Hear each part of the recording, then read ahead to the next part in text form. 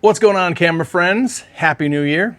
I hope all of you had a delightful holiday season. I do. I really hope that for you, because the world is a friggin' disaster. So hopefully this video can be a bit of a distraction from all that. More importantly, we have to decide what camera gear we're gonna use in 2026. What's gonna make the cut? Let's talk about it.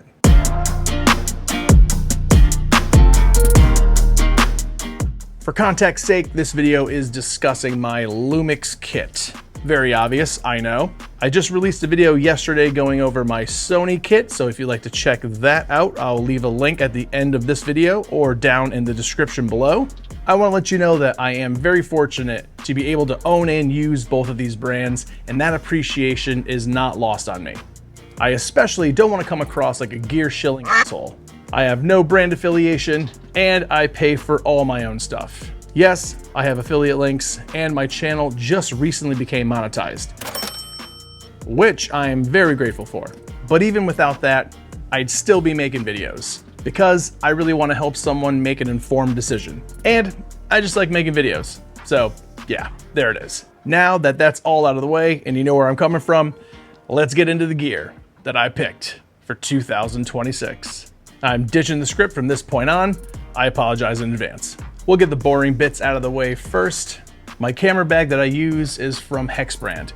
I've had this bag for 6 years. It's been to multiple countries, and I'm completely happy with it, in fact. And I'm kind of shocked that I've not gone to a different camera bag or tried out a different camera bag, but hey, you know, if it works, stick with it. Next up is my computer that I edit with. It is a MacBook Pro M1 Max. It's from 2021, so it is getting long in the tooth. Is that something that old people say? Long in the tooth? My wife is laughing back there, so I think it is. To be real, so far, it's been absolutely great. It handles all the files well. Recently, when I was testing out the Nikon ZR and I was editing a lot of the raw video codecs, my MacBook started to slow down a little bit. So it is something in my brain that I kind of have to prepare myself for within the next year of maybe upgrading, but hopefully I can get at least a couple more years out of this thing, because my goodness, life is expensive. We've got water bills and taxes to pay. MacBooks kind of take a backseat to that. Whenever I'm on the go or traveling, I bring this SanDisk 8TB SSD. It's pretty fast and it's compact, fits in your pocket, fits in any bag. Next up is the filters I use. I have a few filters from K&F Concept for the lenses that I don't have step down or step up rings, whatever you want to call them for. The initial reason I bought these filters for the first time was because K&F, Kate and Fred, that's my wife and I know that sounds ridiculous, but they're actually pretty good though. I'm actually quite happy with these filters. The other ones I use are Polar Pro, the Helix, these are the Peter McKinnons. I've also had these for well over 5 years now when they first came out. Yeah, these filters are just really well made. They had that little magnetic kind of snap to them.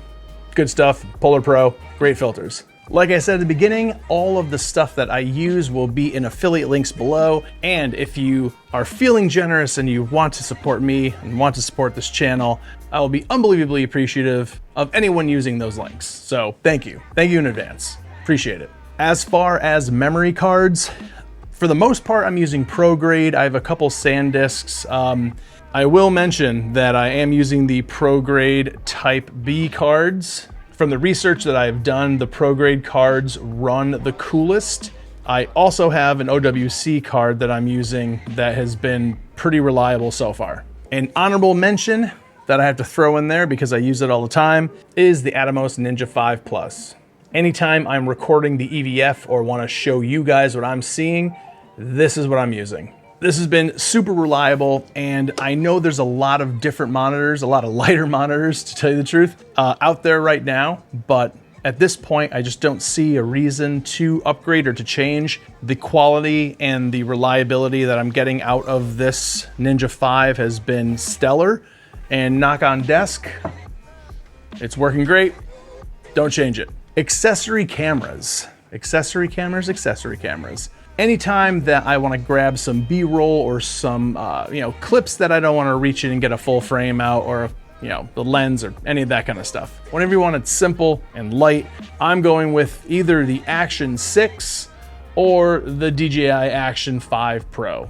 I've not seen a huge difference between the Action 6 or the 5 Pro yet. I want to do a little bit deeper dive on that. So if you're interested, please let me know in the comments below. I also use the neck mount, that lasso-y looking thing, to put these on for a point of view shot whenever I'm out shooting wildlife or doing anything else like that. Comes in handy to get those cool shots. You also put it on your hat, I guess, too. Put it anywhere, really. These are great. Action 6. Now we'll get into the audio side of things. The first mic I'm grabbing for any of my onboard microphone solutions for my Lumix cameras, so professional, is the Sennheiser MKE 200. This little microphone is very affordable. It's only, I think, $50 or $60. I'll put the price right here. The audio quality that you get out of this microphone for the size and the price is awesome. Sennheiser makes really great stuff. I highly recommend picking up this mic if you're looking for a new one or something more compact and portable on the go. Whenever I have to go wireless, I'm going with the DJI Mic 3. That's what I'm wearing right now. That's where you're hearing this audio coming from. We all know it. We've all seen them. DJI Mic 3. And now, what you've all been waiting for. Let's get into the camera bodies and lenses. The camera that you're watching this on right now is the S9. And the kit lens 20-60, 3.5. I see so many people complaining about this lens, and it's great. It looks fine. You didn't even know that, right? You guys probably hopped on this video like, oh man, is that the S1 Mark II that he's using for the talking head? No, that's the S9 and a kit lens, fella. The reason I'm using the S9 right now is because, and this might shock some people, I'm going with the S5 Mark II. In my opinion, 2026, this camera is probably the best value full frame hybrid that you can buy. At 2.5 years old, it will be 3 in May, the amount of features and options that you get in this camera rivals almost any camera that is out right now, even the new releases. Awesome hybrid camera, great video specs, incredible photos. Some people are probably wondering, why not pick the S9 over this? Because the S9 and S5 IIX share the same sensor, which basically gives you the same exact image quality. Personally, for me, when I'm shooting photos, I want a mechanical shutter and I want the EVF. If I was going to travel or going on vacation, the S9 would clearly be the option that I would grab.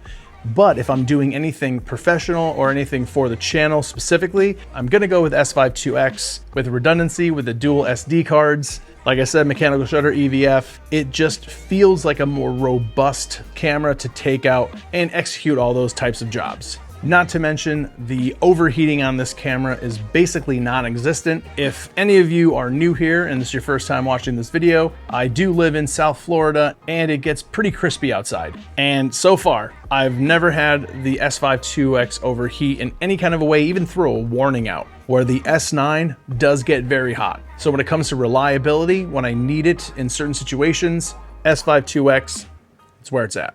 The second body that I'm picking for 2026 and the main workhorse for this channel with all of the Lumix stuff that I do is the S1 Mark II. No surprise, right? Everyone knew it. Everyone knew it was coming. This camera has been an absolute joy to use. I have zero complaints, and I'm not some Lumix shill over here. Like I said in the opening, this thing is awesome. Since the firmware update with the overheating issues, which I personally have not had, and like I said, down here in Florida, I ran a test against the Canon R6 Mark III. The Canon started to throw overheating warnings at about 46 minutes, and this thing was still chugging along. I can go on for about 15 minutes, all the reasons why this camera is probably one of the best cameras released in the past decade. The anamorphic support, the stabilization is amazing. The autofocus, every time Lumix pushes a firmware update, it seems like the autofocus gets better and better and better.